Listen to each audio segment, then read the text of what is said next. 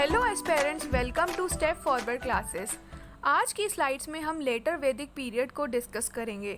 जैसा कि आप सभी जानते हैं कि हमने एंशंट हिस्ट्री की सीरीज़ को शुरू किया है, जिसमें हम already Indus valley civilisation and Vedic period को पढ़ चुके हैं।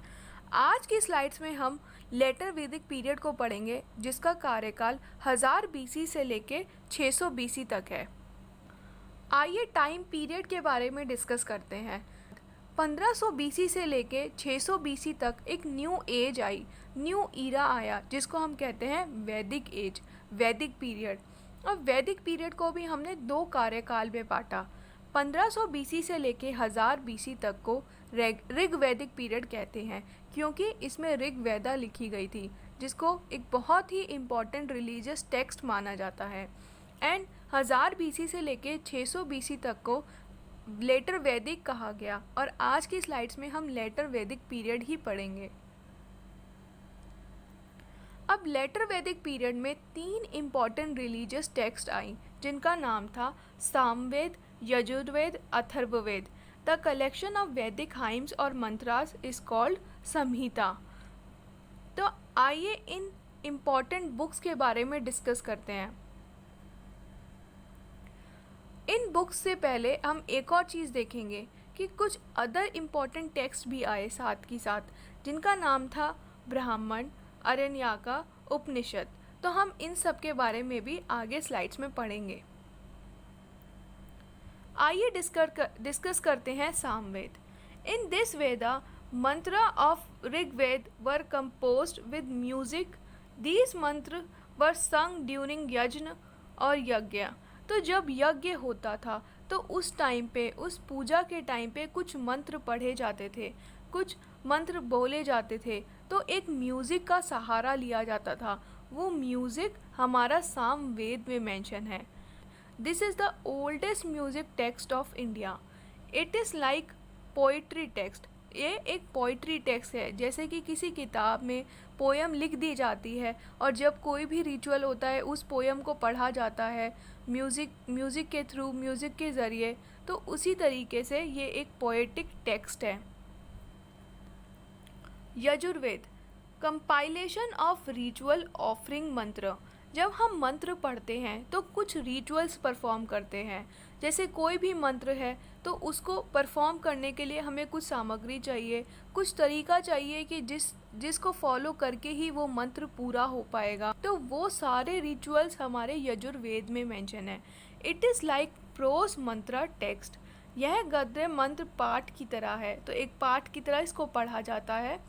A religious text but also describes social and economic life of later Vedic। So एक religious text तो है ही, बट इसमें social और economic life के बारे में भी बताया गया है कि लेटर वैदिक पीरियड में कैसी सोसाइटी थी, कैसे वो इकोनॉमी को रन करते थे। तो ये सारी इन्फॉर्मेशन भी हमारे यजुर्वेद में मेंशन है।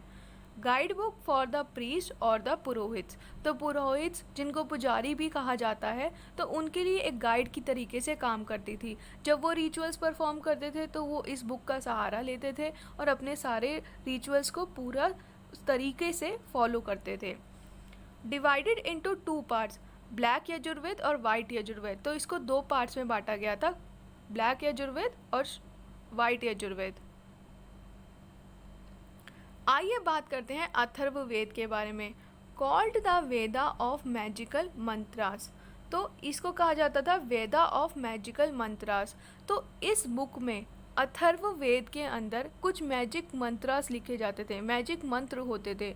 तो उनको चैंट करने से वो अपने सारे जो दुख दर्द होते थे उनको भुला पाते थे, या उनको रेमेडी कर पाते थे, उनको ठीक कर पाते थे। Talks about black magic, calamities and it's remedies, everyday life of people, life after death. तो इस बुक के अंदर काला जादू या फिर कोई भी कैलमिटी हो जाती थी तो उससे कैसा बचा जाए, या फिर हर दिन एवरीडे लाइफ ऑफ पीपल के बारे में डिस्कस किया जाता था। लाइफ आफ्टर डेथ क्या होगी, तो उस सब के बारे में भी इस बुक में मेंशन था। इट इंक्लूड्स मंत्र and versus for treating variety of diseases. तो डिजीज़ेस को ठीक करने के लिए कौन सा मंत्र पढ़ना है, तो वो भी इसमें मेंशन था। मेंशन्ड वेरियस मेडिसिनल इन्फॉर्मेशन, तो वो सारी इन्फॉर्मेशन कि कौन सा हर्ब किस किस बीमारी को ठीक करेगा, ये सारी इन्फॉर्मेशन हमारे अथर्ववेद में मेंशन थी। तो हमने देखा ऋग्वेदा पीरियड में ऋग्वेदा लिखी गई, और सिमिलरली लेटर वैदिक पीरियड में 3 और बुक आई जिनका नाम था सामवेद, यजुर्वेद एंड अथर्ववेद। पर apart from these 3 main books कुछ अदर टेक्स्ट भी आए। आइए आज उनके बारे में भी डिस्कस करते हैं। ब्राह्मण literature, it is based on Vedas, easy explanation of Vedas and return after Vedas. तो वेद जो थे, जो वेदास लिखी गई, चाहे वो ऋग्वैदिक पीरियड में लिखी गई हो या लेटर वैदिक पीरियड में लिखी गई हो, वो सब संस्कृत में लिखी गई थी। और जनरली ये काफ़ी डिफ़िकल्ट हो जाता था लोगों के लिए कि वो उसको इंटरप्रेट कर पाएँ, उसको समझ पाएँ कि उसमें क्या लिखा है और वो क्या बुक कहना चाह रही है। तो उसका एक सिंपल एक्सप्लेनेशन या फिर कह लीजिए एक सार वो ब्राह्मण लिटरेचर में मेंशन था, और ये आफ्टर वेदास ही लिखी गई हैं। अब नेक्स्ट डिस्कस करते हैं अरण्यका, इट मीन्स फॉरेस्ट। तो ये जो बुक है ये ऋषि मुनि द्वारा फॉरेस्ट में लिखी गई है। Also talks about ritual and sacrifice in various perspectives. तो ये भी रिचुअल्स के बारे में बात करते हैं, सेक्रीफाइस के बारे में बात करते हैं।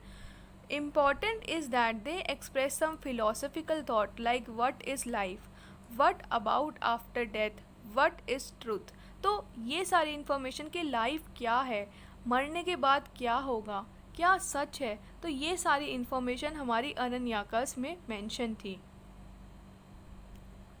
अब लास्ट हम बात करते हैं Upanishad. They are pure philosophical text, commonly refers to as Vedanta और एंड ऑफ वेदास। तो ये वेदास के सबसे एंड में ये एक नई बुक आई जिसका नाम था उपनिषद, तभी इसको हम एंड ऑफ वेदास भी कहते हैं। Upanishad means to sit down and learn. Around 108 Upanishads are known. तो उपनिषद के अंदर क्या होता था कि जैसे जो गुरु होता है या फिर जो ऋषि मुनि होते थे, वो अपने शिष्यों को एक कुछ लेक्चर देते थे या कुछ पढ़ाते थे। आइए इनकी क्रोनोलॉजी के बारे में पढ़ते हैं। पहले हमने देखा कि हमारा ऋग्वैदिक पीरियड था जिसमें ऋग्वेदा लिखा गया। देन उसके बाद लेटर वैदिक पीरियड आई जिसका कार्यकाल 1000 BC से 600 BC तक था, जिसमें 3 बुक्स लिखी गई जिनका नाम था सामवेद, यजुर्वेद एंड अथर्ववेद।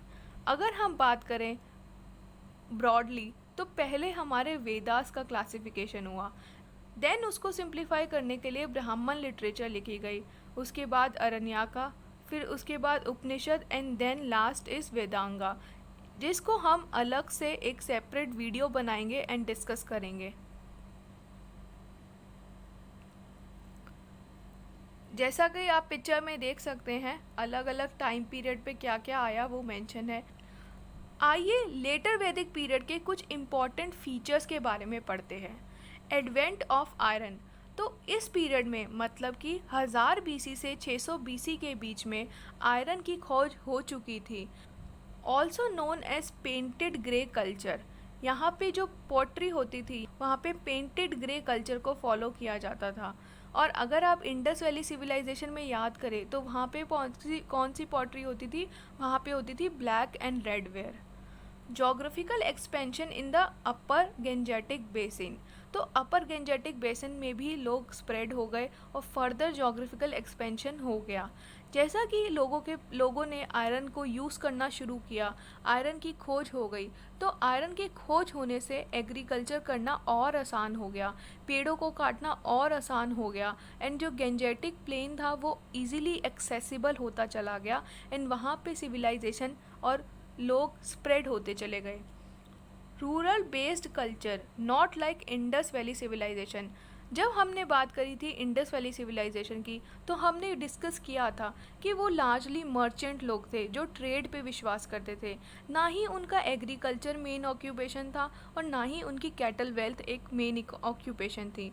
जब हमने ऋग्वैदिक पीरियड के बारे में बात करी तो हमने ये देखा कि एक्चुअल उनकी ऑक्यूपेशन एग्रीकल्चर पे नहीं बल्कि एनिमल पे डिपेंडेंट है, बट जैसा कि हम लेटर वैदिक पीरियड में आते हैं तो हमारे को ये पता चला कि आयरन डेवलप हो चुका है, और आयरन डेवलप होने से एग्रीकल्चर करना और भी आसान हो गया।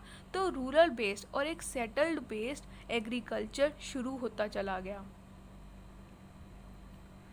पीरियड ऑफ सामवेद, यजुर्वेद, अथर्ववेद, ब्राह्मण, अरण्यका, उपनिषद। तो ये तो हमने अभी पुरानी स्लाइड्स में डिस्कस ही किया है। Agriculture chief means of livelihood बन गया। जैसा कि आयरन आया तो एग्रीकल्चर सेटल्ड होता चला गया और बेसिक मीन्स ऑफ लाइवलीहुड बन गया। Wooden ploughshare was used. Shatapatha Brahmana spoke in details about ploughing ritual. तो जैसा कि मैंने कहा कि ब्राह्मण का क्या काम था, ब्राह्मण लिटरेचर इसीलिए होती थी कि उन्होंने वेदास को फर्दर सिंप्लीफाई किया और उनका एक फर्दर एनालिसिस किया जिसको लोग इजीली पढ़ सके और समझ सके। एंड इसी सतपथा ब्राह्मण में मेंशन है एग्रीकल्चर के बारे में, जिसमें वुडन प्लोशेयर का यूज़ किया गया है। Now their life got settlement. So life ultimately settled होती चले गए क्योंकि एग्रीकल्चर पे वो डिपेंडेंट होते चले गए। एग्रीकल्चर आप एक जगह से दूसरी जगह तो इजीली नहीं मूव कर सकते, वो तो एक पर्टिकुलर लैंड पे हो गया। तो उस लैंड पे जो लोग डिपेंडेंट थे वो सेटल्ड होते चले गए एक पर्टिकुलर प्लेस पे। It brought many changes in their life, like trade, male domination, labor division, worship system. अब ये सारी चीज़ें हम आगे स्लाइड्स में पढ़ेंगे कि कैसे कैसे एक एग्रीकल्चर इकोनॉमी में कैसे कैसे चेंज आया, कैसे ट्रेड में चेंज आया, कैसे मेल डोमिनेंट फर्दर बढ़ता चला गया। जैसा एग्रीकल्चर सिस्टम बढ़ता चला गया तो रोल्स डिफाइंड होने लग गए, जिसमें विमेन का रोल लार्जली घर से रिलेटेड और घर की गृहस्थी से रिलेटेड था, और मेल का काम लार्जली एग्रीकल्चरल ओरिएंटेड था कि वो खेतों पे जाके काम करेंगे। लेबर डिवीज़न होनी शुरू हो गई कि कौन एक्चुअली खेतों में काम करेगा, कौन टैक्स को कलेक्ट करेगा। तो ये लेबर डिवीज़न होने लग गई। वर्शिप सिस्टम भी डिवाइड हो गया, और ये सारी चीज़ें हम आगे स्लाइड्स में पढ़ेंगे। आज के मॉड्यूल में हमने लेटर वैदिक पीरियड का एक बेस सेटअप किया। अब हम नेक्स्ट मॉड्यूल में पढ़ेंगे कि उसकी इकोनॉमी कैसी थी, सोसाइटी कैसी थी, वहाँ का कल्चर कैसा था, वहाँ का विमेन स्टेटस कैसा था। तो आगे आप देखिएगा कि कैसे कैसे हमारी जो सोसाइटी है, कैसे वो इंडस वैली सिविलाइजेशन से लेटर वैदिक तक आते आते इवॉल्व हुई है। और ऐसे पढ़ने से आपको एंशंट हिस्ट्री बहुत अच्छे से क्लियर हो जाएगी। सो आई होप आपको मेरी ये वीडियो पसंद आई है। अगर आपको ये मेरी वीडियो पसंद आई हो तो please like, share and subscribe to my channel, and comment में लिखिए कि आपको इस टॉपिक से रिलेटेड क्या डाउट है। मैं कोशिश करूँगी कि जल्द से जल्द आपके डाउट को क्लियर कर सकूँ। So thank you so much for watching my video, and please do subscribe.